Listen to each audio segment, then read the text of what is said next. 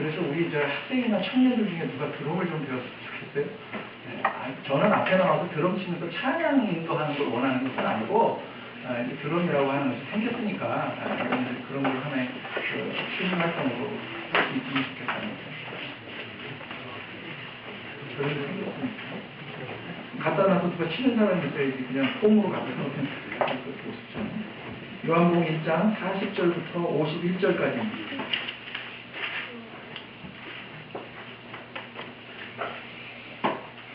40절부터 같이 읽겠습니다.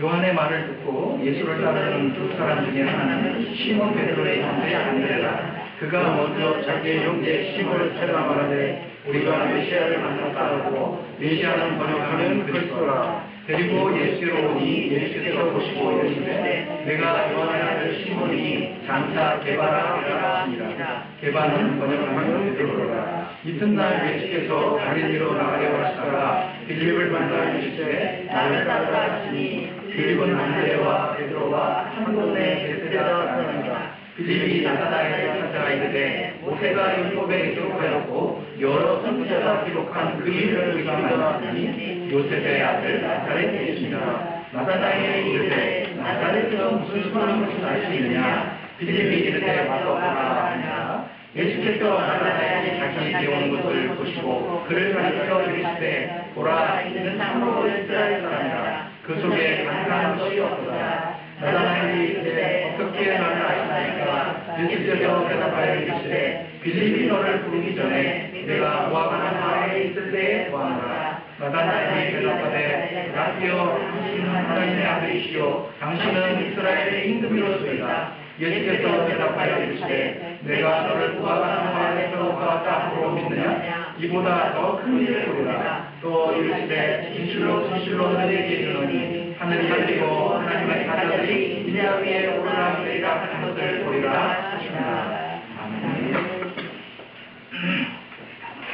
세례 요한이 어느 날 거니시는 예수님을 보고 자기 제자들에게 보라 하나님의 어린 양이다 그렇게 소개를 했죠. 그러자 그날로부터 세례 요한의 두 제자는 예수님을 따르는 예수님의 제자가 되었습니다. 예수님의 제자가 되었습니다. 그래서 그때나 지금이나 우리가 지향하는 것은 예수님을 따르는 예수님의 제자가 되어야 한다는 것입니다. 교회의 목표, 신앙의 목표는 모두가 다 예수를 따르는 사람들이 되자는 거예요. 저 뒤에 앉은 학생들 누굴 따른다고요? 왜 다 저 뒤에 가서 앉아있어요? 쎄가는 것들이. 예수를 따르자는 거예요. 교회를 다니는 목표는 이 교회를 얼마나 큰 교회를 세우느냐가 목표가 아니고 내가 이 교회를 다녀서 예수를 따르는 사람이 되자.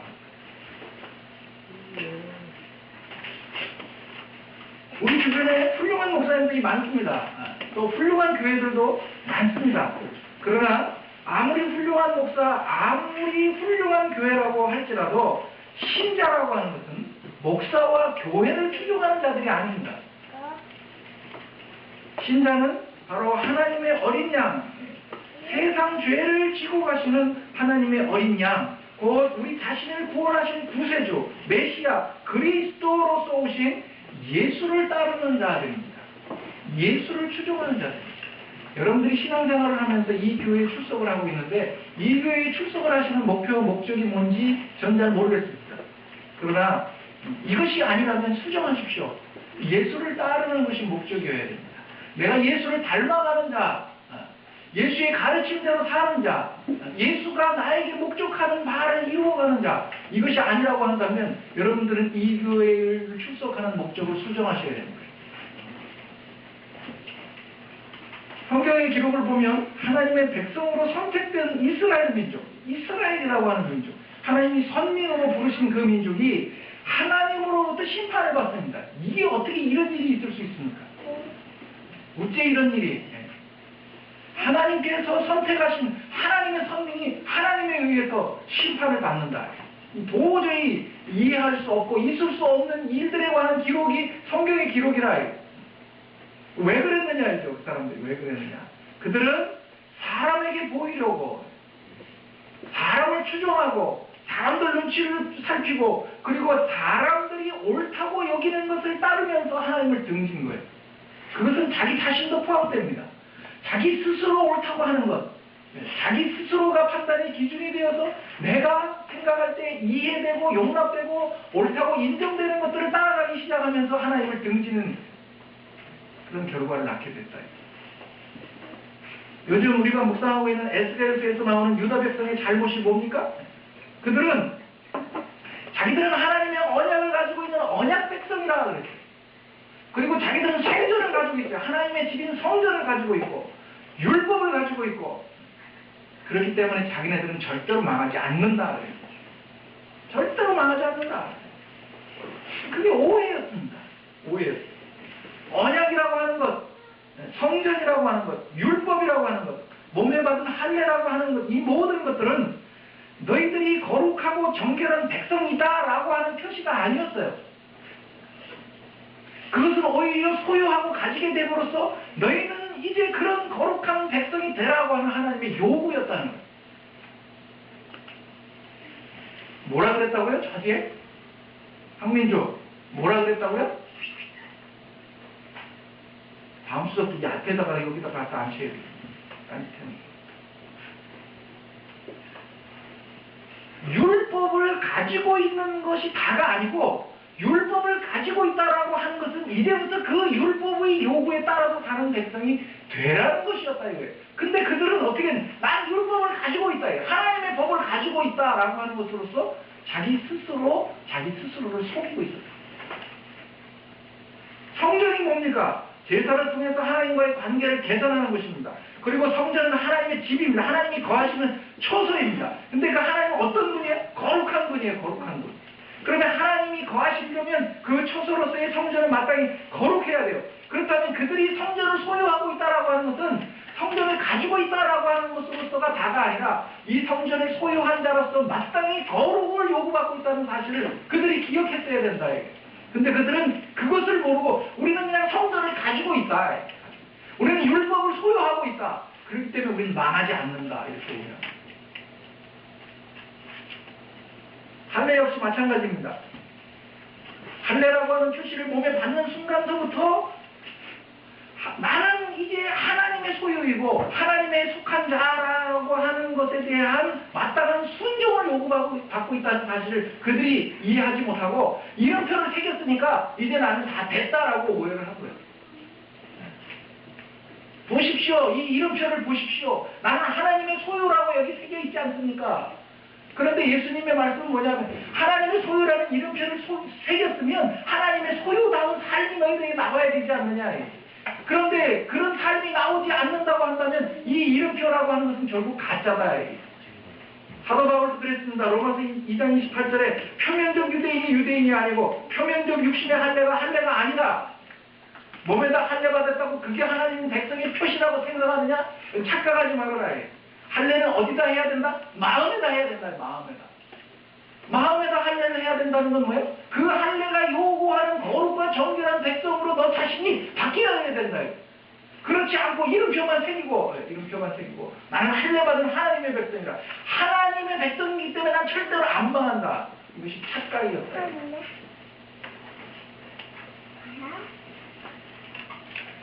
우리가 좋은 교회를 만나고 좋은 목사를 만나고 좋은 설교를 듣고 하는 것은 참 좋은 일입니다. 좋지요. 얼마나 좋습니까? 좋은 교회를 만나기가 참 힘든 이 시대에 좋은 교회를 만난다는 것은 큰 복입니다. 그러나 그것이 우리 신앙의 최종적인 목표가 아니에요. 나 이 교회 다니, 이런 교회 다닌다. 우리 목사님은 이런 분이다. 그래서 어쩌자는 거예요. 좋은 교회를 다니고 좋은 목사를 만나서 좋은 설교를 들었으면 어떻게 해요? 그 결과물을 내놔야죠. 그 결과물.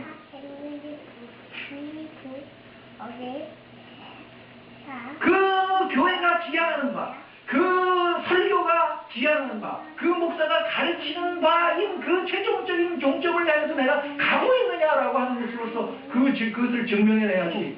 좋은 교회 다닌다. 우리 교회는 좋은 교회입니다. 그렇죠? 우리 교회는 좋은 교회입니다. 저는 그렇게 생각합니다. 지금 앉으신 자리가 불편할지 모르지만 우리 교회는 좋은 교회입니다. 왜? 말씀이 있기 때문에 우리 교회는 좋은 교회라고 생각합니다. 우리가 사실 자랑할 게 뭐 있습니까? 지하실에 무슨 뭐 장식이 있습니까? 어디 갖다 놓을 데가 없어갖고 선풍기를 잘 비닐을 씌워서 저 앞에 저렇게 둥그러니 갖다 놓은 교회가 뭐 좋은 교회겠어요? 그런 것으로서는 우리가 자랑할 것이 없습니다. 말씀이 있기 때문에 좋은 교회. 그러나 말씀이 있다는 것 자체로서 그냥 좋습니까? 아닙니다. 그 말씀이 있어서 그 말씀에 도전을 받고 그 말씀이 지향하는 바대로 우리가 예수를 추종하는 자가 되지 않는다고 한다면 그 말씀도 결국은 스스로를 속이는 것에 불과하다. 제가 늘 말씀드리죠. 목사님 은혜 많이 받았습니다. 목사님 말씀이 너무 좋습니다. 웃기지 마세요. 속이지 말라고요. 그건 여러분들의 귀를 간지럽혔을 뿐이에요. 은혜를 받았고 그 말씀이 정말 좋아서 도전이 됐다고 한다면 그 말씀 자체가 중요한 것이 아니고 이제 그 말씀이 지향하는 바가 뭐냐예요. 그 말씀이 지향하는 바를 향해서 우리들이 가고 있는 것으로서 은혜 받은 것을 증명하라. 그렇지 않으면 그냥 귀를 즐겁게 하는 것을 끝나요. 그런 것을 소유함으로 인해서 내 자랑을 삼을 것이 아니라 그런 것을 소유한 것을 근거로 해서 우리들이 예수 추종자가 되고 있느냐라고 하는 거예요. 하나님이 요구하는 거룩한 백성이 내가 지금 돼가고 있느냐라고 하는 것이지 그것을 소유했다는 것 자체가 목표가 아니라요. 근데 그것을 오해한 것입니다. 온 마음을 다해서 드리는 예배 자체가 목표가 아니에요.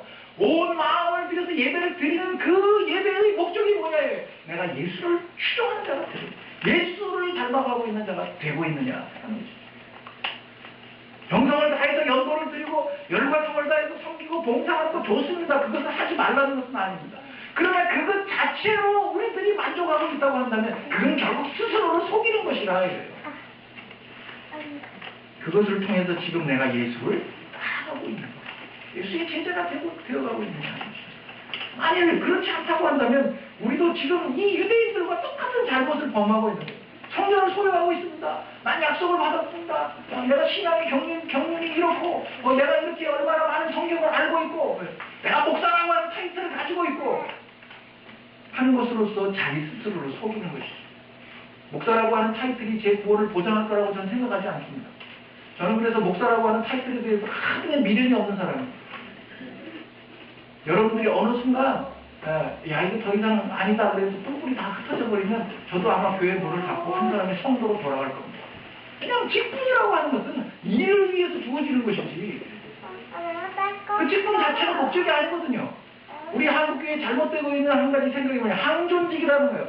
안수받은 직은 죽을 때까지 그렇다는 거예요. 아니 그 항존직이라는 건 그런 뜻이 아니에요. 얼마나 웃기는지 보세요. 제가 얼마 전에 가서 그 문제 제기를 했는데 야 우리 교회는 안수를 받으신 안수 집사님들이 두 분 계십니다. 안수를 받았어요. 안수라고 하는 것은 항존직에게만 주는 거죠. 그래서 안수를 받아서 안수 집사가 됐는데 조금 있다 다시 안수를 주면서 또 장로를 세워요. 그게 이율배반적인 거 아닙니까? 한 번 안수를 주어서 이건 항존직입니다 하고 줬으면 그래 자기네들 말대로 항존직이라고 하는 것이 한 번 안수를 줘서 영원히 가는 것이라고 한다면 그러면 안수 집사는 안수를 주지 말아야지 장로로 세울 것 같으면 그렇지 않고 안수 집사를 줬을 땐 그 사람은 평생 안수 집사를 해야 되는 거예요. 항존직이라는 건 그런 뜻이 아니에요. 항존직이라고 하는 것은 이 땅에 교회가 있는 동안에는 계속해서 항상 존재해야 하는 직분으로서 항존직이라고 말하는 거예요. 거기에 뭐가 있어요? 목사가 있고 장로가 있고 집사가 있는 거죠. 그래서 항존직이지 한 번 안수받으면 죽을 때까지 목사 장로도 아니에요. 저도 어느 날 사임하면 목사 아니에요. 그날서부터. 장로도 마찬가지입니다. 요즘 그래서 시무 투표를 하잖아요. 장로님들도 은퇴를 합니다. 그리고 시무가 끝나면 장로가 아닙니다. 그냥 그렇게 불러드릴 뿐이지 사실 장로가 아니에요. 그래서 무엇을 소유하고 있다, 내가 가지고 있다 라고 하는 것으로서 우리의 신앙을 최종적인 목표로 삼으면 안 된다. 그건 수단이에요, 수단. 지금 여러분들이 드리는 이 예배를 통해서 나 예배 드렸다라고 하고 끝난다면 아무 의미가 없어요. 예배를 드려서 어떻게 하나님과 더 가까워지고 예배를 드려서 내가 예수를 닮아가는 자로 일보 더 나아가는 것. 이것이 없다고 한다면 이 예배는 공허한 예배로 끝나버립니다. 자기 스스로를 만족시키는 예배로 끝나버리고 마는 거죠. 예배는 가졌는데, 기도는 가졌는데, 성경은 가지고 있는데, 봉사와 헌신과 섬김은 있었는데, 그런데도 불구하고 그 모든 것들을 내가 가지고 있었는데도 불구하고 지금 내가 예수를 따르고 있지 않다고 한다면 그것은 다 자기 치장에 불과한 거예요. 자기 스스로를 유의하는 것에 불과한 거예요. 신앙생활을 10년을 했는데 그것을 발판으로 해서 내가 10년만큼 예수에 가까워졌느냐 이거예요. 고린도전서 11장에 보면 사도 바울이 교회 만찬에 관해서 이야기를 합니다. 고린도 교회 교인들에게 너희가 교회로 모일 때 분쟁이 있다는 소문을 들었다. 그렇다고 한다면 너희는 주의 만찬을 함께 먹을 수가 없다 이렇게 얘기해요. 왜? 주의 만찬을 위해서 모이는 것은 잘하는 것이다. 그렇죠? 잘하는 것이죠. 주의 만찬을 위해서 모였습니다. 명분이 너무 분명하고 너무 잘하는 짓입니다. 그런데 주의 만찬이라고 하는 것이 뭐냐 이거예요. 주의 만찬이라고 하는 것은 우리를 하나 되게 하기 위해서 그리스도께서 그 몸을 찢으시고 그 피를 흘려서 너희가 서로 사랑하라고 하는 새 언약을 세우는 것을 기념하는 것이 아니냐. 거기서 그렇게 얘기해요. 그게 주의 만찬 자체가 목표가 아니에요. 주의 만찬이라고 하는 것이 뭐냐? 그것이 결국 너희를 그리스도 안에서 하나 되게 만들고 그래서 너희가 서로 사랑하라고 하는 새 언약을 기념하는 것이니까 주의 만찬이라는 것은 어디로 가야 되는 거예요? 서로 사랑하는 것으로 가야 되는데 왜 싸우고 난리들이냐. 왜 싸우고 난리들이냐. 그런 점에서 너희들은 만찬을 주의 만찬을 위해서 모인 것은 잘했다. 잘했다. 그러나 거기에 분쟁이 있다는 것으로서 이미 너희들은 틀리고 있다. 틀리고 있다. 열과 성을 다해서 헌금하고 기도하고 예배하고 성경을 읽고 경건 생활을 하고 그것이 잘하는 것이다. 그러나 거기에 마땅히 그리스도를 추적하는 것, 그리스도로 말미암아 우리들에게 결실되어진 열매가 나타나지 않는다고 한다면 너희는 틀리고 있는 것이다. 그것이 아무리 옳고 정당한 것이고 바른 것이라 할지라도 너희는 이미 틀리고 있는 것이다.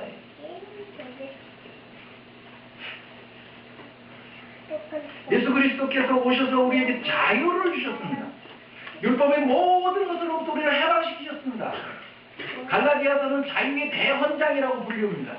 그리스도께서 오셔서 우리에게 자유를, 우리는 더 이상 어느 것에 매이지 않습니다. 네. 세상적으로 말하면 이사할 때 날 안 잡는다고. 우린 날 안 잡아요. 우리는 손 있는 날이 좋은 날이에요. 왜? 그때 이사를 해야 이삿짐이 싸니까. 그때 다 이사 안 하잖아요. 그러니까 우리는 손 있는 날을 뽑아서 가야 돼. 세상 사람들이 말하는. 네, 내비두세요. 괜찮아요. 내비두세요. 아무도 신경 안 써. 엄마가 신경 쓰지. 네. 그래서 우리는 그런 것들에 매이잖아요. 세상 사람들처럼. 또 우리 교회 안에서도 마찬가지예요. 우리 교회, 세상 사람들이 그런 것을, 야, 무슨, 뭐 저런 거에 매이나, 뭐, 제가 옛날에 제 사촌에 그 트럭을 하나 샀어요. 장사를 한다고. 근데 그 트럭을 제가 빌려 쓸 일이 있어, 뭘 짐을 좀 싣고 올 일이 있어. 야, 트럭 좀 하나 빌려달라 그래갖고 트럭을 빌렸는데, 세차니까 잘 안 빌려주려고 그러는 걸 내놔. 그래갖고 근데 제가 빌려서 갔어요. 근데 차를 딱 탔는데 이 발 밑에 뭐가 딱 하나 보이더라고. 뭐겠어요? 네? 실을 하고 부각돼가지고 실하고 부각 이렇게 안 놓으니까 수상해. 그렇게 해서 거기다 딱 매달아놓은 거야. 그래서 이것다가 맨 처음 무슨 운전을 했는데 심심하면 뜯어먹으라고 매달아놓은. 우리는 그런 거 안 하잖아요. 그런 거 보면 웃어버린다고. 야, 웃기는 짓이다. 웃어버리죠? 근데 교회 안에서 똑같이 그 짓을 하잖아요. 네. 여러분 이 앞에 있는 강대상이 뭐예요? 선물이요, 선물. 그런 짓이잖아요. 그런 거 하지 말라고 자유를 주셨잖아요. 그리스도께서 우리에게 자유를 주셨어요. 예. 우리는 이제 벌 받을까봐, 잘못될까봐, 벌 받을까봐만 얘기하면 안 돼. 반대로 얘기하면 뭐예요? 벌 받을까봐의 반대는 뭐예요? 복 주시겠지? 이거잖아요. 똑같은 얘기지. 예. 그러니까 벌 받을까봐 무서워서 안 하는 것도 우리는 이제 더 이상 하지 않아요. 우리는 그리스도는 그렇게 섬기잖아요. 또 복 주실까봐 이렇게 해서 섬기지 않는다고요. 11조를 두면 하늘에 쌓을 곳이 없도록 쏟아 부어주시나 안 부어주시나 시험해보라. 그렇게 해서 11조 드리지 않는다고 이제 우리 더 이상 그런 데 매이지를 않아요. 우리는 자유예요. 그러나 자유에는 뭐가 따라요? 책임이 따르는 거예요. 책임. 더 이상 율법의 조항에 매이거나 몸에 할례를 요구받지는 않아요, 우리는. 그래서 이렇게 해라, 저렇게 해라, 그렇게 하지 않아요. 근데 아직까지 이렇게 해라, 저렇게 해라 해줘야 될 사람들은 있죠. 어떤 사람들? 아주 어린 사람들. 잘 좌우를 분별하지 못하는 사람들은, 아, 그건 이렇게 하는 겁니다. 이렇게 하셔야 됩니다. 이제 가르쳐줘야 되겠죠. 그러나 성숙해지면 그때부터는 뭐라 그래요? 네가 알아서 해라. 제일 어렵죠, 근데. 네가 알아서 해라. 밥 먹으러 가서 밥 시킬 때 뭐 먹을래? 아무거나. 이게 제일 어렵다고. 아무거나라는 음식은 한 번도 없더라고. 아무리 식당을 돌아다녀도. 제일 어렵죠. 자유. 근데 자유는 어려운 거예요. 책임을 따르기 때문에 어렵다고. 그래서 더 이상 우리의 율법의 조항이나 몸의 할례를 요구받지 않는 대신에 마음의 말씀을 새긴다고 그랬었어요. 마음에. 그래서 자유를 주셔서 이제 우리의 마음에서 정말 우러나오는 것으로 해야 되는 거예요. 그리스도를 사랑하는 마음, 성도를 사랑하는 마음으로 해야 된다 이거예요. 근데 이 자유라고 하는 것을 보세요. 그 사전에서 찾아보니까 얽매임이 없이 기꺼운 마음으로 행하는 것 이랬어요. 얽매이지 않아, 계산하지 않아요. 기꺼운 마음으로 내가. 근데 그 동기는 뭐예요? 하나님을 사랑하고 이웃을 사랑하라 하는 그 사랑의 이중계명이 동기가 되어서 그 기꺼운 마음으로 하는 것이 자유예요. 근데 보세요. 억지로 일을 시켜요. 어떤 조건을 붙여서라든지 뭐라든지 억지로 일을 시키는 것과 자유를 주면서 네 마음껏 해라. 네 마음대로 해도 좋다. 일의 결과물과 상관없이 네 하고 싶은 대로 해라. 그것도 그 일을 지시하시는 분을 사랑하는 마음을 가지고 이제 그 일을 하는 것. 그것과 어떤 법조항 내지는 어떤 강제에 의해서 일을 시키는 것과 어떤 것이 더 효율적이겠어요? 어떤 것이 더 효율적이겠어요? 일 자체를 성공시키고 이 일 자체를 이루어내는 일에서는 전반부가 더 효율적일 수도 있어요. 법으로 막 강제하고 말이죠. 억지로 막 시키면. 그러나 그렇게 해서 만들어내는 것이 정말 기꺼운 결과물이겠네요. 그래서 진정한 자유에는 책임이 따른다라고 하는 것은 초등학교 때 이게 다 배우는 거예요. 그죠? 다 배우는 거예요. 근데 보십시오. 사람들 앞에 이름을 내고 자기를 주장하고 생색을 내고 자기가 드러나는 일은 안 시켜도 잘해요. 앞을 다 풀어서 합니다. 또 거기에다 하나 더 해가지고 그렇게 하면 어떤 보상을 주어진다. 상금을 준다 그러면 더 잘해. 할 수 없는 열심으로 달려들어서 그렇게 합니다. 그러나 자유를 줘요. 알아서 하십시오. 이름도 없이 빚도 없이 그렇게 섬기는 성숙한 책임을 요구하면 아무도 나서질 않아요.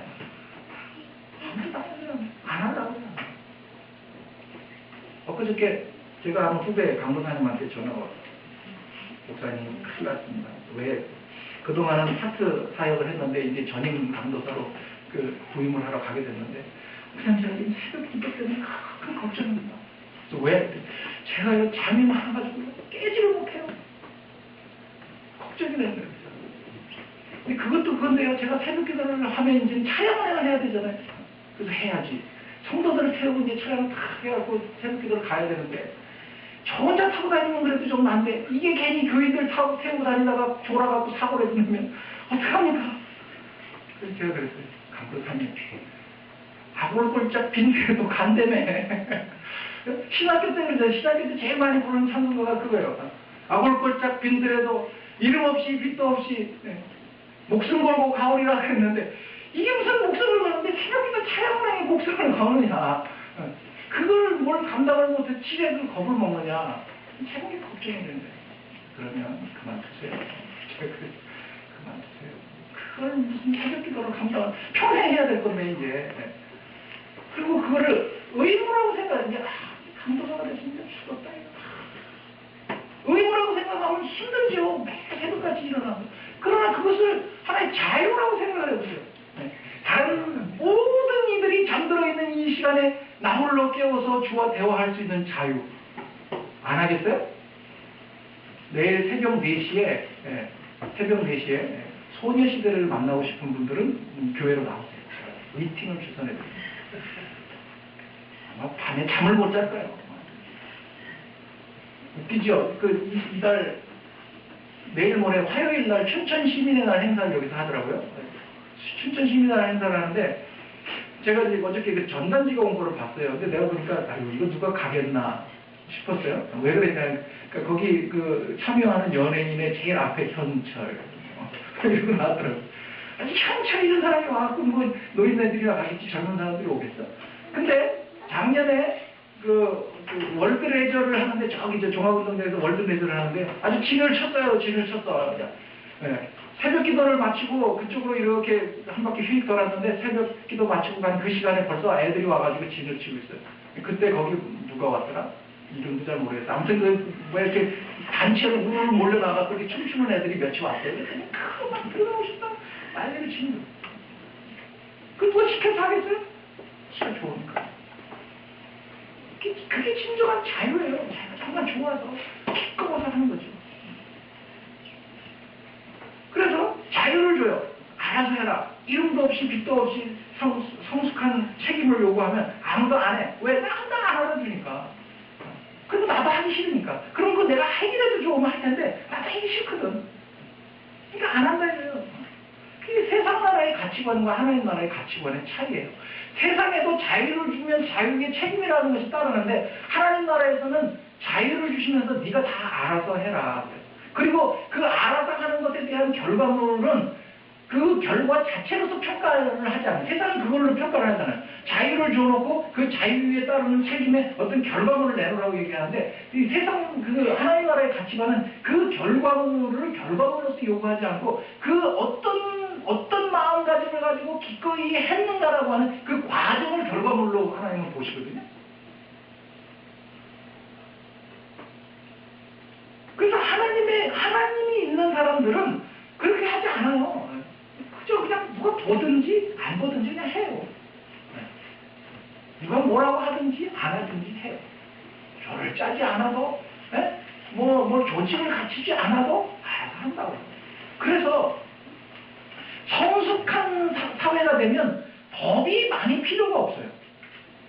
근데 이게 저급한 사회가 되면 법조항을 일일이 다 해야 돼요. 침 뱉으면 얼마, 침 중에서도 가래 뱉으면 가중처벌, 그냥 휴지를 버리면 얼마, 코푼 휴지는 가중처벌. 이래서 일일이 다 정해야 돼. 그래서 심지어 우리나라에서 무슨 법도 있었어요?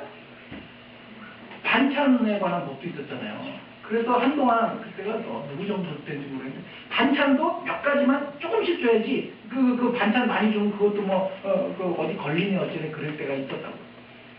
사회가 수준이 떨어지면 안전벨트는 당연히 매는 거죠. 고급한 사회에서는. 근데 안 매니까 어떻게? 벌금 문다? 그러니까 그냥 다 잡아매는 거예요. 그래서 운전을 해고 가다가 경찰을 보면 어떻게 해요? 잡을 때 해서 손으로 잡고 가죠. 수준이 떨어지는 거죠. 알아서 다 하면 그런 법이 필요가 없는 거예요. 그래서 자유라고 하는 것은 성숙한 자들에게 요구되는 것이에요. 근데 내가 자유를 못한다 그러면 여러분들은 어떻게 생각하시면 돼요? 아, 내가 미성숙하다 이렇게 생각하시면 돼요. 내가 아직 그 수준이 안 되는 거예요. 대표적인 예로 이런 게 있습니다. 사도행전에 보면 아나니아와 삽비라 부부를 기억하시죠? 이 부부는 바나바처럼 생색을 내고 싶었어요. 자기의 전 재산을 팔아가지고 공동체에서 탁 내면서 생색을 내고 싶었는데 그런데 정작 헌신을 하려니까 아까운 거예요. 아까워요. 그래서 성경에 보면 주의 영을 시험하다 죽었다. 주의 영을 시험하다. 그 사도행전 5장에 보면 그 베드로가 이 두 부부를 했는데 야, 땅이 그냥 있을 때 네 땅 아니냐고. 네 땅이잖아. 그리고 그것을 판 다음에도 네 돈이잖아. 그럼 네 마음대로 하면 되는 거지. 그래요? 그대로 읽어드릴게요. 땅이 그대로 있을 때에는 내 땅이 아니며 판 후에도 내 마음대로 할 수 없더냐? 네 마음대로잖아. 누가 드리라고 그랬어요? 누가 하라 그랬냐고. 근데 자기가 바나바가 하는 걸 보니까 폼 나잖아. 그래서 야, 우리도 한번 해보자. 그걸 해서 밭을 팔았어. 그래서 정작 딱 현찰을 딱 쥐고 나니까 아유, 이게 드리자니 아까운 거야 갑자기. 그래갖고 얼마를 숨겨. 아니 숨긴 건 뭐 있어? 얼마 드리겠다고 작정한 것도 아니잖아. 1000만 원 드리겠다고 작정을 했으면 말이죠. 야, 이거 어떻게 했지 그러겠지만 작정한 것도 아니야. 자기네들이 팔았으면 파는 거대로 임의로 하나님 앞에 드리면 되는 건데 자기들은 스스로 마음에 그렇게 생각을 한 거예요. 야, 우리가 이 밭을 팔아가지고 하나님께 드리자. 아, 누가 그렇게 하라고 그랬냐고. 자기네들 스스로 마음을 그렇게 먹었다고. 그래놓고서는 정작 바꿔서 현찰을 딱 드러내니까 아까워. 그러니까 얼마나 그걸 딱 띄워가지고 숨겨.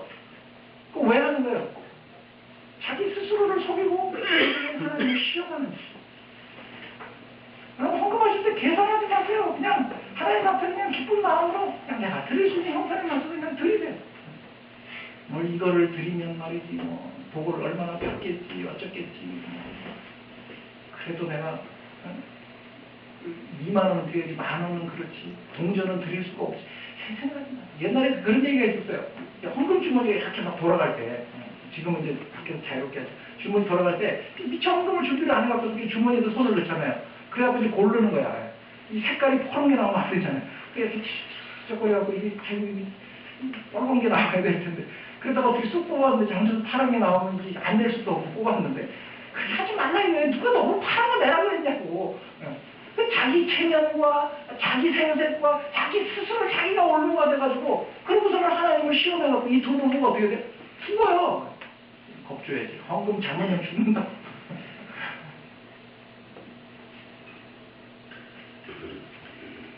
하나님 앞에서 어떻게 하는 것이 옳은지 잘 판단해서 하면 되는 거예요. 그래서 예수님이 뭐라고 그랬어요? 야, 큰 소리 치지 말고 예할 수 있는 것은 예하고 아니요, 안 되겠다 싶으면 아유, 안 되겠습니다. 그렇게 하면 된다. 이에서 지나는 것은 악에서 나는 것이라. 왜 계산하는 거지? 아, 그래도 내가 체면이 있지. 내가 교회에서 그래도 자기 위치가 있지. 내가 그래도 뭔데. 그렇게 하면서 스스로 시험거리를 만들어서 결국은 하나님을 속이는 행위가 되거든요. 엊그제 에스겔 본문에서도 그렇게 얘기합니다. 에스겔을 이스라엘의 파수꾼으로 하나님이 세우셔요. 그리고 이스라엘에게 경고하라고 했습니다. 악인들에게 말하기를 너희가 돌이키지 않으면 반드시 죽는다. 그랬어요. 그리고 의인들에게 말하기를 거기 아주 재밌는 표현이 나와요. 의인들에게는 뭐라 해요? 내가 만일 의에서 돌이켜서 네가 착하게 그렇게 살다가 악을 행하면 이미 앞서서 행한 의로운 행실을 내가 기억도 안 한다. 기억도 안 한다. 너는 그 악한 행위로 인하여 죽을 것이다. 그래서 우리가 한두 번 의로운 행위를 했다고 해서 그것이 우리를 구원해 주는 것이 아니에요. 내가 말이지 왕년에 신앙이 이랬는데 다 소용없어요. 학생 때 말이죠. 저도 할 거 안 하고 다 해봐서 청년회장을 해보고 다 했는데 다 소용없다. 그거는 그때 신앙으로 끝난 거예요. 나는 오늘 내가 오늘 현재적인 신앙을 가지고 오늘 또 사는 거예요. 가끔 가다가 이제 전도하고 이렇게 얘기하다 보면 그래. 아유, 제가 그래도 옛날에는요, 교회 시장내가 좀 했어요. 그거 어쨌다고. 그거 옛날 얘기지. 그것이 당신의 영혼을 보장해주지 않아요. 믿음이라고 하는 것은, 다른 말로 하면 충성이라고 그랬죠? 성경 그거를 문맥에 따라서 여러 가지로 번역을 해요. 근데 헬라어 단어는 똑같아요. 피스티스라고 하는 똑같은 단어를 써요. 믿음. 충성. 그래서 대표적으로 마태복음 25장에 보면 착하고 충성된 종아 그러잖아요. 그때 그 충성이라는 말이 믿음이라는 말은 똑같은 말이에요. 착하고 믿음이 있는 종아 이런 뜻이에요. 근데 또 그 충성이라는 말을 다른 데 가면 또 뭐라고 보냐면 신실하다 그래요. 신실하다. 그러니까 믿음이라고 하는 것은 그리고 충성이라고 하는 것은 특히 충성이라고 하는 것은 한번 열받아가지고 그냥 왕창 한번 쏟아붓자가 그게 충성이 아니에요. 그 무슨 부흥회 때 말이죠. 필 받아가지고 말이죠. 그냥 뭉청 한번 헌금하는 게 그게 충성이 아니라고. 충성이라고 하는 것, 믿음이라고 하는 것은 신실한 거예요. 우주한 한결같이. 누구처럼? 하나님처럼. 하나님 신실하신 분이세요. 신실하신 분이세요. 회전하는 그림자도 없이 늘 변함없이 한결같은 은혜 받았을 때는 말이죠. 교회를 내가 들었다 놓을 것처럼 막 그러다가 말이죠. 막 건드박기 치면 처박혀갖고 내가 언제 교회 다니는 사람인 것처럼 말이죠. 그렇게 하는 게 신앙이야. 신앙은 그냥 그렇게 할 때 거기에 열심도 따라오고 헌신도 따라오는 거예요. 근데 이제 에스겔 3장 20절에 있어요. 만약에 의인이 지금까지 걸어온 올바른 길에서 떠나서 악한 일을 할 때에는 내가 그 앞에 올무를 놓아서 그 의인 역시 죽게 할 것이다. 그런 말이 나와요. 죽게 할 것이다. 이게 무슨 얘기냐면 하나님께서 그 사람을 잡으려고 일부러 올무를 놓아서 넘어지게 한다는 말이 아니고 그러면 하나님이 나쁜 분이지. 그걸 말이죠. 어떻게든 잘 살려서 저걸 하셔야지. 너 그래? 이놈 자식 안 되겠다. 그래갖고 올무나하고 덫에 걸려서 거봐라 쌤통이다. 이렇게 하면 말이 안 되지. 그런 얘기가 아니에요. 그 얘기가 아니고 마치 이런 거예요. 그 출애굽 사건에 보면 바로가 하나님이 바로의 마음을 강팍하게 완악하게 하셨다 그런 표현이 나오는데 바로가 가만히 있는데 하나님이 마음을 막 쥐어뜯어갖고 바로의 마음을 강팍하게 만들었다는 뜻이 아니고 바로가 이스라엘 백성을 보낼 마음이 없어요. 그렇잖아요. 이게 얼마나 많은 노동력이에요. 어떤 책에 보니까 그 고대 근동에서 애굽이 대제국이 될 수 없었던 이유 중에 하나가 이거라는 거예요. 수백만의 그 노동력을 일순간에 다 빼앗겨버리고, 그리고 그들이 가지고 있었던 대부분의 그 우수한 기병과 같은 전차죠. 그런 그 군사 장비를 그때 다 수도를 시켰잖아요. 그래서 그때 그들이 대제국으로 자라날 수 있었는데, 그래서 제국으로 크지 못했다.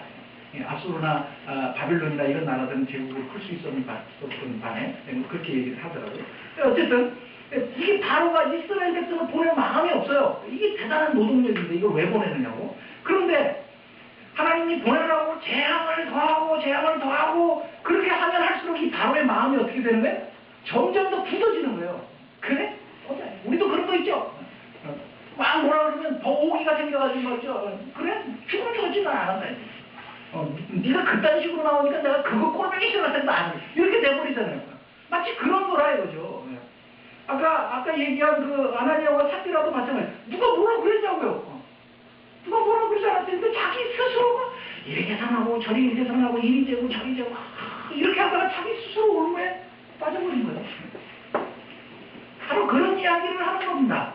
의인이 올바른 길을 떠나서 악한 길에 들어서게 될 때에 이 경고를 받으면 얼른 그 시험을 부딪히고 돌이키면 되죠. 아유 이렇게 하면 안 되지 하고 돌이키면 되는데 계속 그 악한 길로 행하려고 하는 거예요. 돌이킬 마음이 없는 거예요.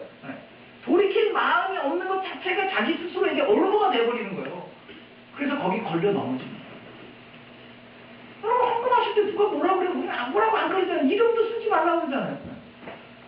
재정부에서 필체가, 우리는 교인이 얼마 안 되니까 필체가 확인될 수 있사오니 그래갖고 처서 헌금도 처서라고 쓰면 필체가 확인될지 몰라서 제가 봉투 만들어서 놨잖아요.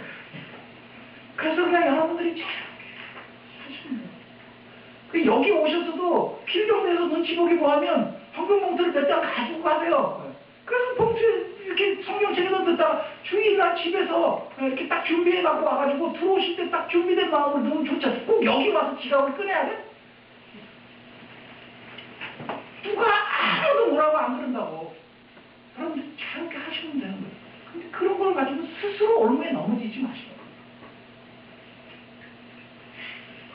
그래서 그 밑에 3장 27절에 에스겔 3장 27절에 들을 자는 들을 것이요 듣기 싫은 자는 듣지 않을 것이다. 하나님의 말씀을 듣고 그래, 그렇게 하면 되겠구나 하고 하나님 앞에서 내 스스로가 신실하게 누가 보든지 안 보든지 누가 알아주든지 안 알아주든지 그냥 하면 되는 거예요. 근데 듣기 싫어요. 듣기 싫어. 안 들어. 안 듣는다. 그러고는 뭐야? 다 제 소견에 오른 대로 하는 거지. 자기 소견에 오른 대로 하는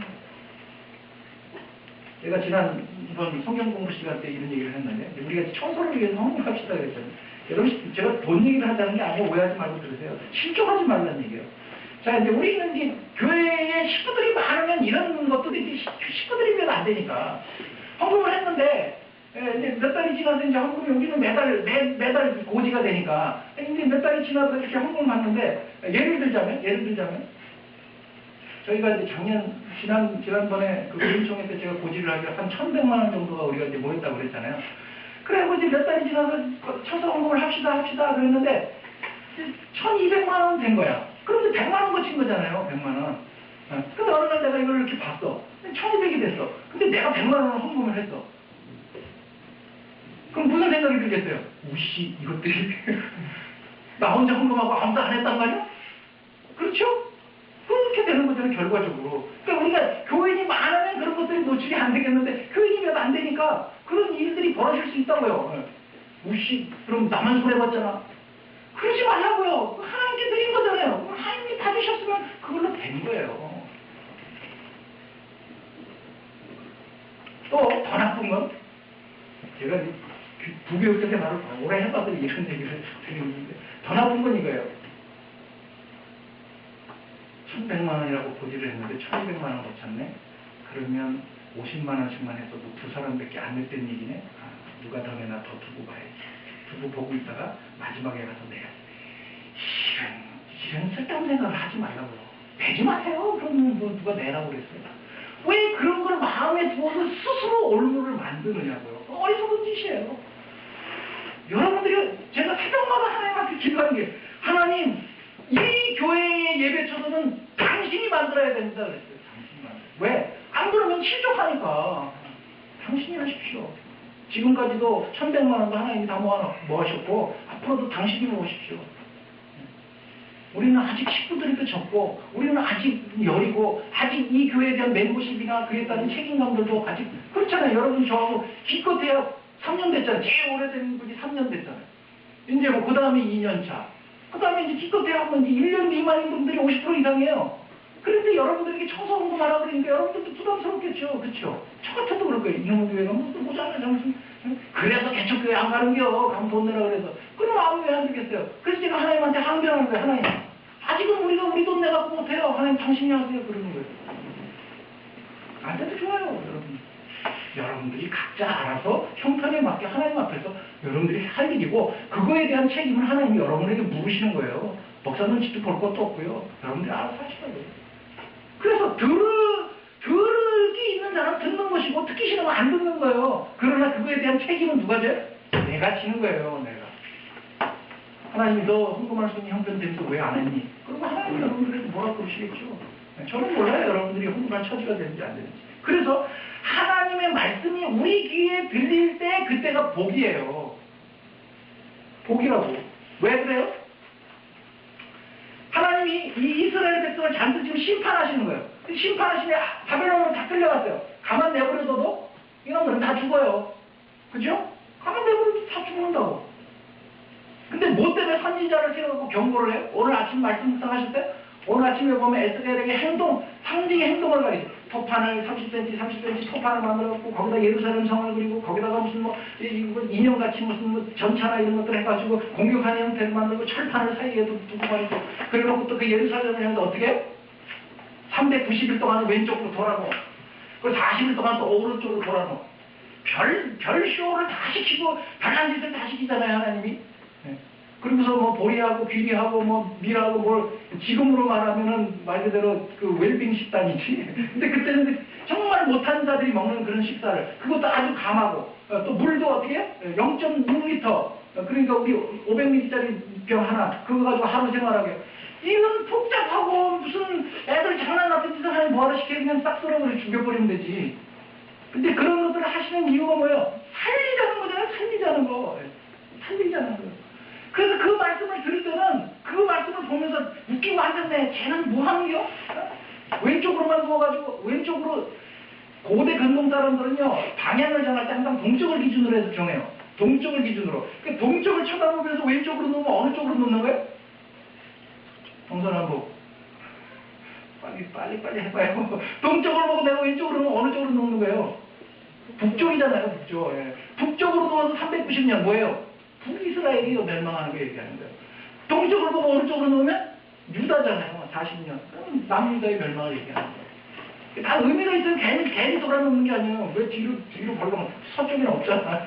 그래서 일로 놓고 하는 거예요. 그러면 복잡한 일들을 하는 이유가 뭐예요? 이런 거 보면서 정신 차려라. 이게 정신 차려라. 그래서 살리자는 거예요.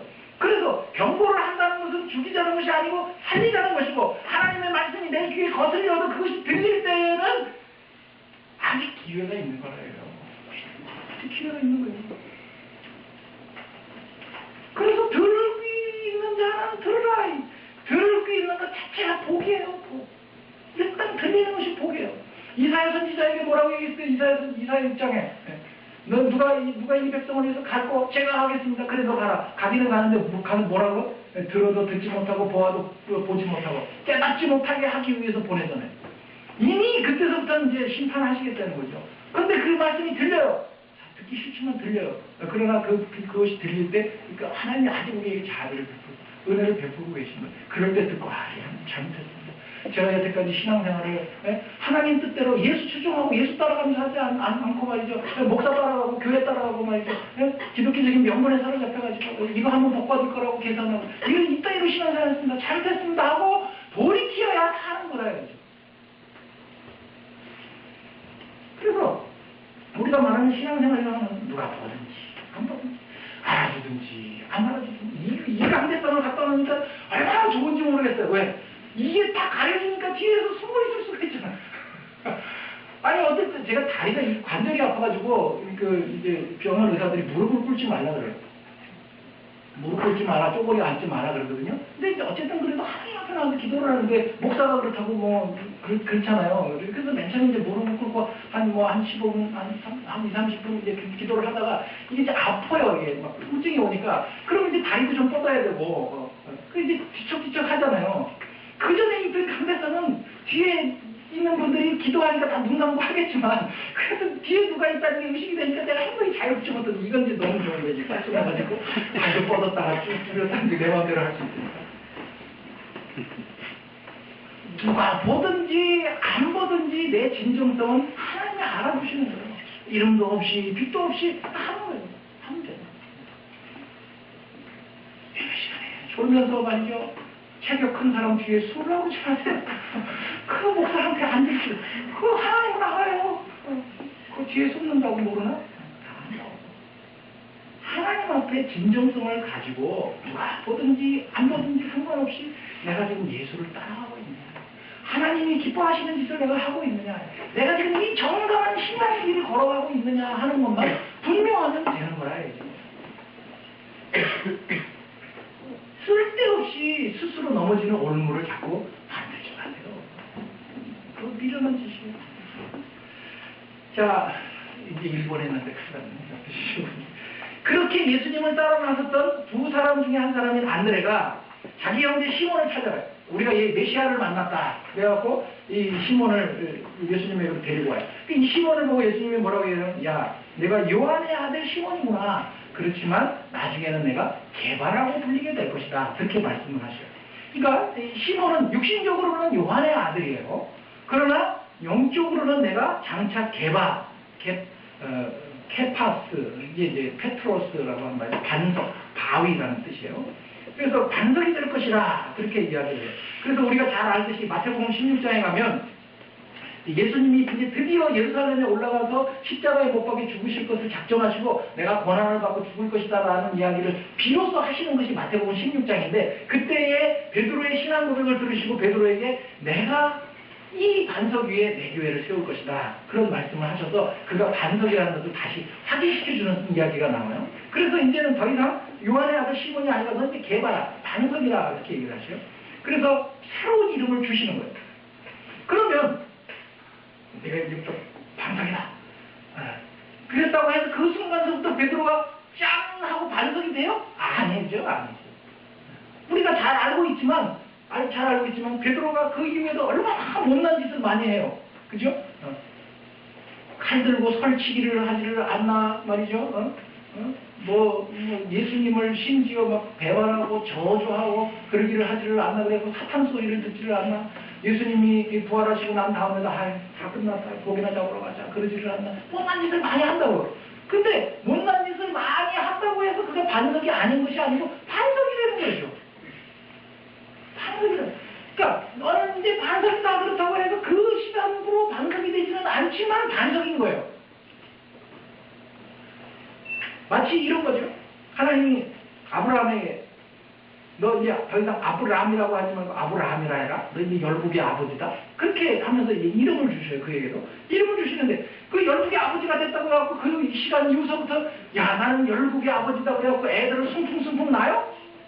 아니잖아요. 이스마엘 그리고 또 이삭 그러고 난 다음에 구두라라는 여인을 만나가지고 그 시므란, 욕산, 무단, 미디안, 이스박, 수아 그래갖고 10명도 안 되는 자식 낳고 끝나. 근데 열국의 아버지 되는 거예요. 또 야곱은 어때요? 야곱도 너 이제 더 이상 야곱 아니고 이스라엘이라. 이스라엘이 무슨 뜻이죠? 하나님과 및 사람과 겨루 이겼다. 그런 이름을 주셨어요. 그때부터 아싸 이제부터 내가 다 이긴다 까불지 마라. 그래갖고 다 이겼어요? 아니, 그렇게 살지 않았죠. 어떻게, 지 자식들한테도 속아가지고, 예? 온갖 고통을 다 당하고, 말 그대로 하나님한테 꼭 기대서 살잖아요. 근데 어떻게 그가 이스라엘이라고 하는 이름을 가질 수가 있어요? 이런 거예요, 마치. 약속은 받았어요. 이름으로 약속은 받았는데, 아직 성취는 미래로 남겨두고 있는 거죠. 미래로. 그러나, 미래에 남겨진 것이지만 그것은 하나님이 말씀하신 것이기 때문에 하나님은 빛이 있으라 그러면 어떻게? 빛이 있었고 그랬어요. 하나님이 말씀하시면 우리가 생각하기에는 시간에 어떤 차이가 있을지 모르지만 하나님이 말씀하시면 말씀하신 그 순간에 그것은 성취된 것과 같은 거예요.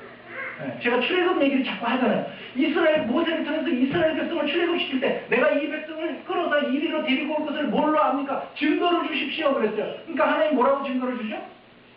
이 백성이 여기에 와서 나한테 예배 드릴 거야 하는 것으로 증거를 주는 거예요. 그건 어떻게? 미래적인 건데 그게 어떻게 증거가 돼요? 근데 그게 증거가 돼요 하나님한테. 왜? 내가 얘기했으니까. 이 백성 여기 와서 예배 드리도록 그렇게 돼 있어라고 내가 얘기를 했기 때문에 그게 증거예요. 그게 확실한 거다.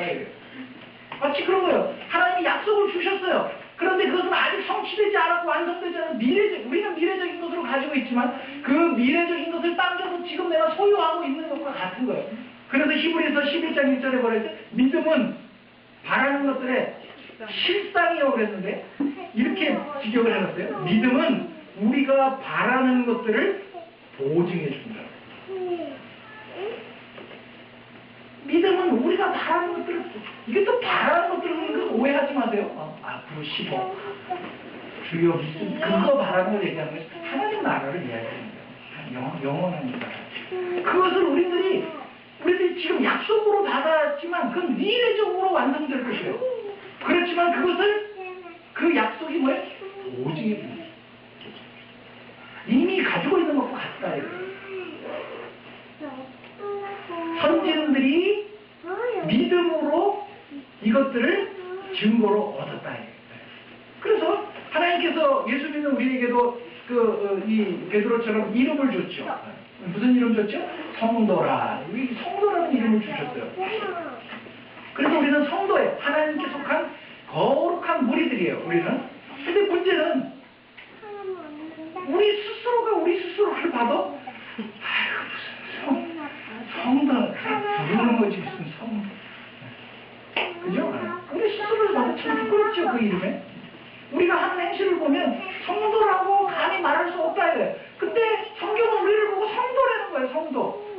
고린도전서 1장에 보면 사도 바울이 고린도 교회를 향해서 하나님의 교회 곧 그리스도 예수 안에서 거룩하여지고 성도라 부름받은 자들에게 내가 편지한다 그래요. 고린도 교회 교인들에게. 근데 그 고린도 교회에 무슨 문제가 있었어요?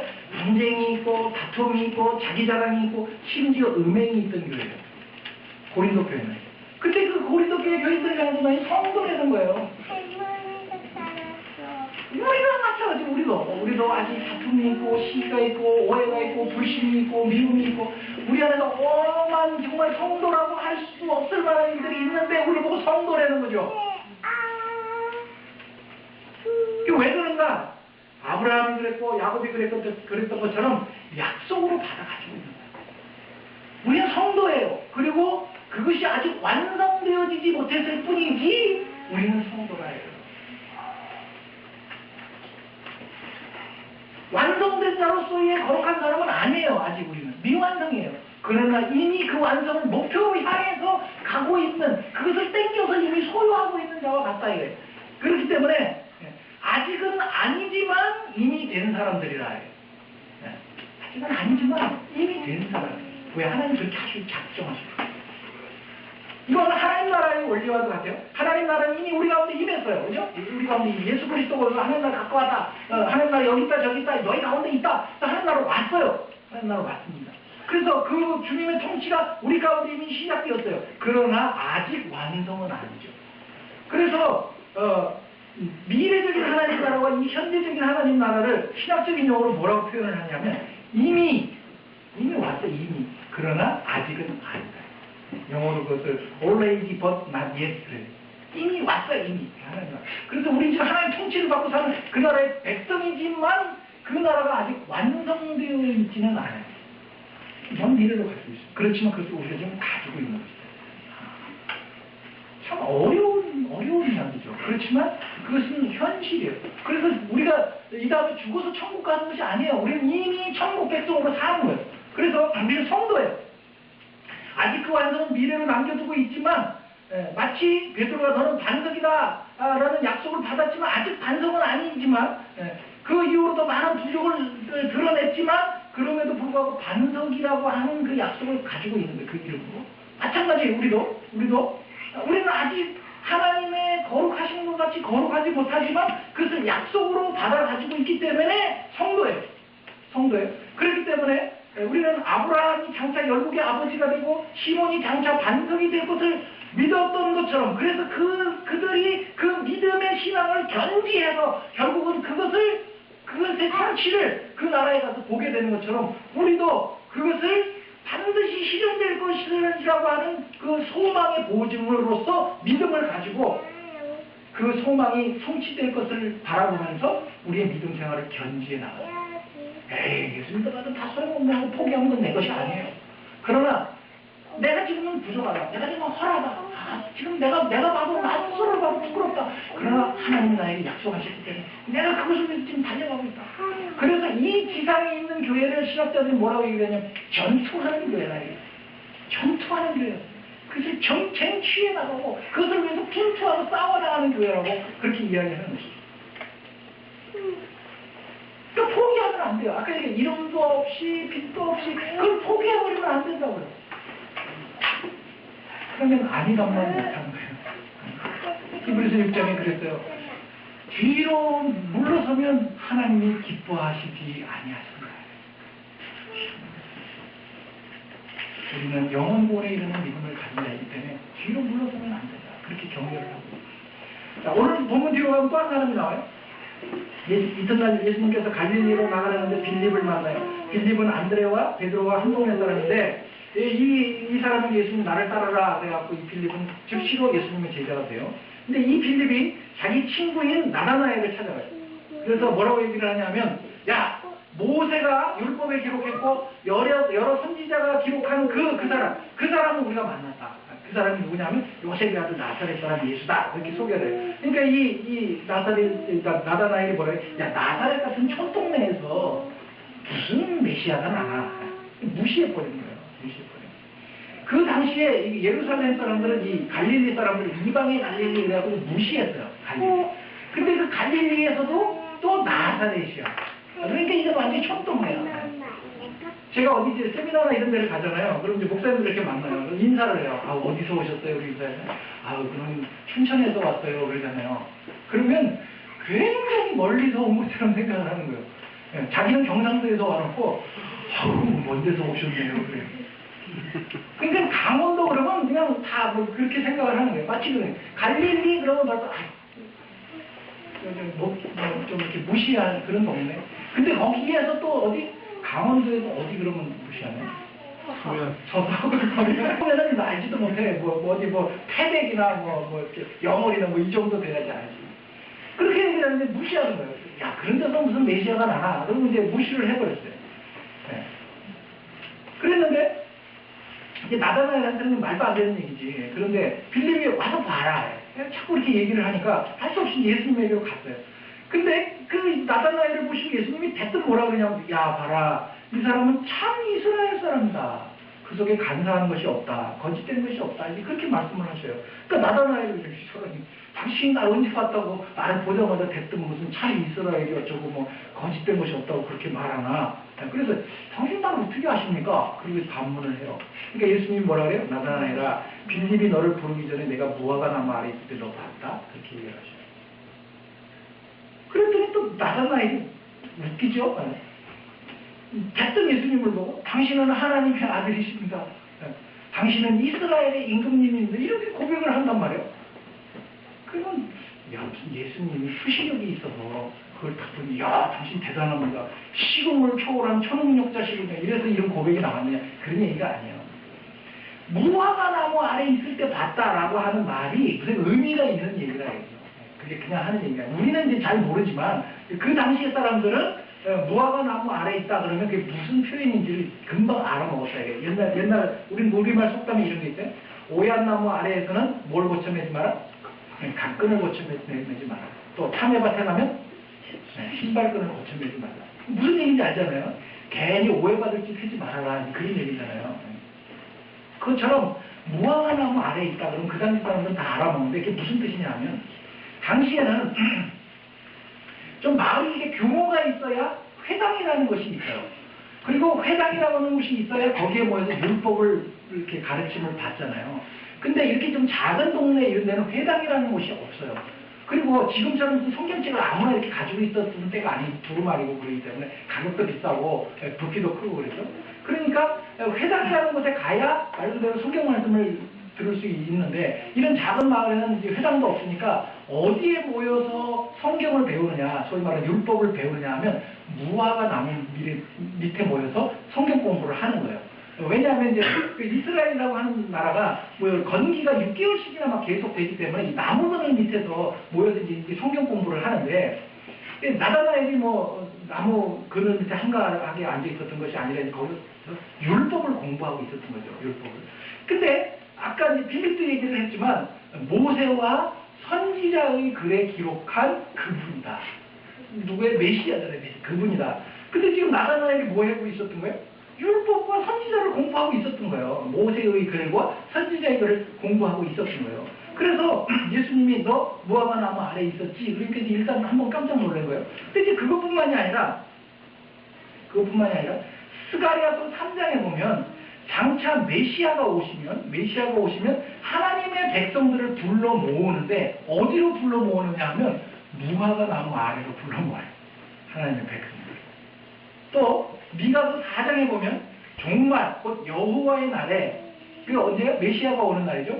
메시아가 오시는 날이 이르면 하나님의 백성들이 무화과 나무 아래에 앉아서 샬롬을 누리게 될 것이다 라고 하는 말이 나와요. 그러니까 무화과 나무 아래에 앉아있다라고 하는 것은 율법을 묵상하고 있었다는 것이고 율법 말씀을 묵상하고 있었으니까 이런 이야기들 다 알고 있었을 것이에요. 그런데 거기다 대고 너 무화과 나무 아래에 있었지 그렇게 얘기를 하니까 이 나그네는 뒤통수를 한 대 얻어맞은 것 같은 거죠. 야 이게 뭐야. 그래서 이런 고백이 나오는 거예요. 당신은 하나님의 아들이십니다. 내가 지금 그거 공부하고 있었는데 그래서 그 무화과 나무 아래에 있었는데 무화과 나무 아래에 있었다는 그런 그 당시의 그 히브리인들의 반영적인 표현이요. 그 여호와의 날을 바라보는 그것을 기대하는 그런 식의 표현이죠. 그러니까 이런 고백이 나올 수밖에 없는 거예요. 근데 거기다 예수님이 한 수를 더 떠요. 나다나엘아 너는 내가 너를 무화과 나무 아래에서 보았다고 하니까 믿느냐? 이보다 더 큰 일도 보게 된다. 근데 그게 뭐냐? 너희는 하늘이 열리고 하나님의 사자들이 인자 위에 오르락내리락 하는 것을 볼 것이다. 이 얘기는 어디 나오죠? 창세기 28장에 나오죠? 야곱의 이야기 나와요.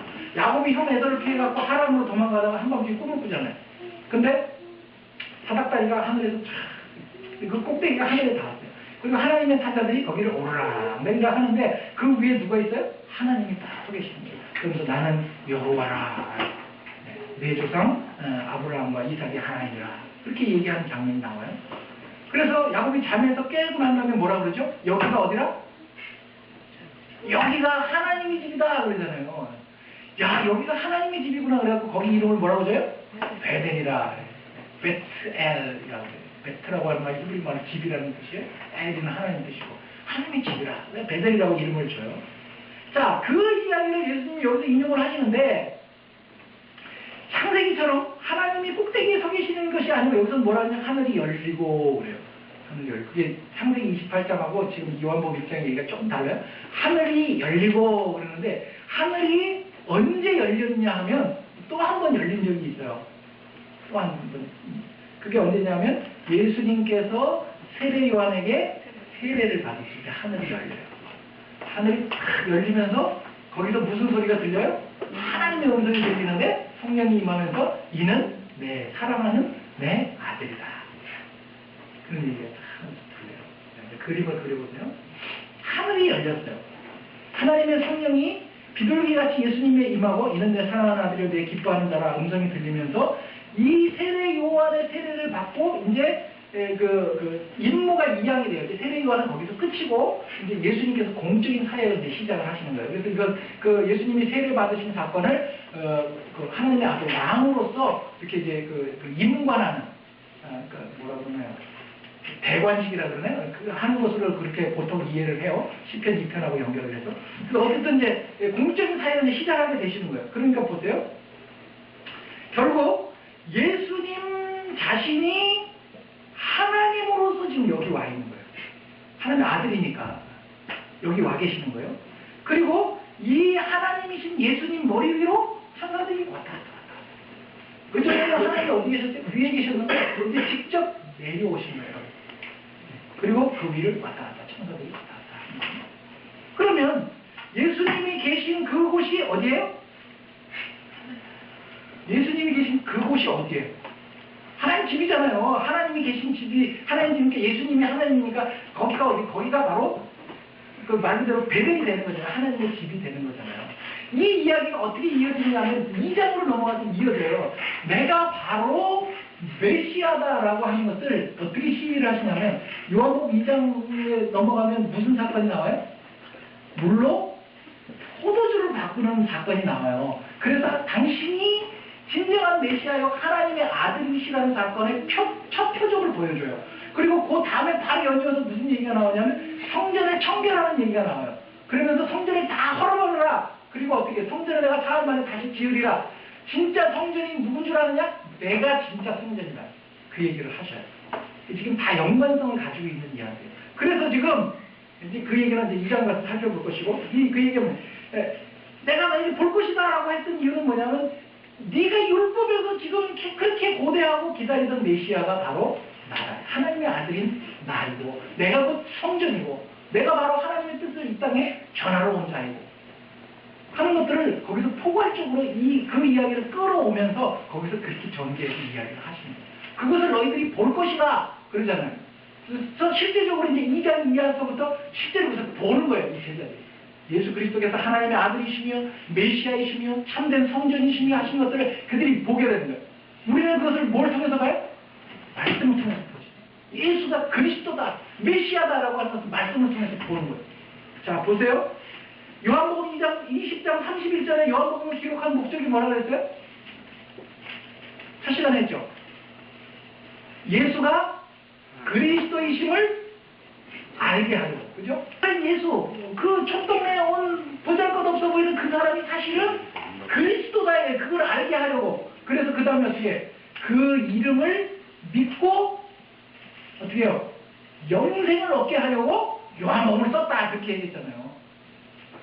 앞으로 우리들이 얼마나 더 요한복음을 배워갈지 모르지만 여러분들이 이 아침에 오셔서 요한복음을 설교를 듣는 이유가 뭐라고요? 아, 예수가 그리스도구나. 예수가 그분이 하나님의 아들이시고 하나님의 어린 양으로서 우리의 죄를 대속하시고 우리를 구원하실 분으로 오신 그분이구나 하는 것을 알고 배우고